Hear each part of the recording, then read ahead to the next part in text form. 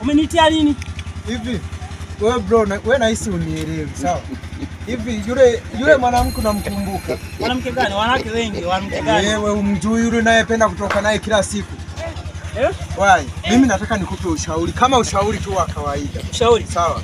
Ushauri gani kwanza? Yaani ushauri gani kwa wanawake wangu? Wewe unanipangia mapema. Mimi sijakupangia. Ruksa kwenda hata sasa hivi, wewe nenda, haina shida. Unaona? Kwanza yule mwanamke sasa hivi, sawa? Si leo tu alikuwa ameenda kupima pale na nini? Sunapaelewa pale pembeni kwa yule jamaa nimemsahau hata jina. Unaona? Na yupi kwanza? Si yule yule mpenzi wako mpya kipindi umetoka mjini umepita naye hivi.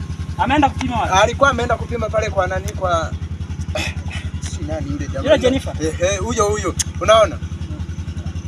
Alivyokuwa na nani amechukua matokeo. Mimi akanipa kwa kuwa yeye hajui kusoma. Bahati nzuri mimi kidogo hata kama sijui kusoma ila nimepitia baadhi ya mistari nimeelewa. Yule jamaa ana kaswende. Sawa? Ana ukimwi. Yaani zile zote zisindo bunyoro kama wanavyopenda kuimba wale wanani.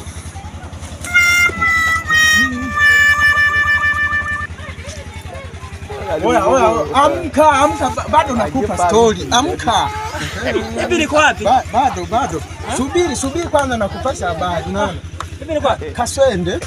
Umeelewa? Kaswende si yale masonono yale magonjwa yote ni hivi nimesoma. Shida nini? Amka kwanza nikupe habari. Wewe unajiraza nakupa habari. Wewe kama unakaa unazimia. Mimi ngoja nikuache ila tu habari ndio hiyo ya mjini. Mimi natembea. Kazi kwako.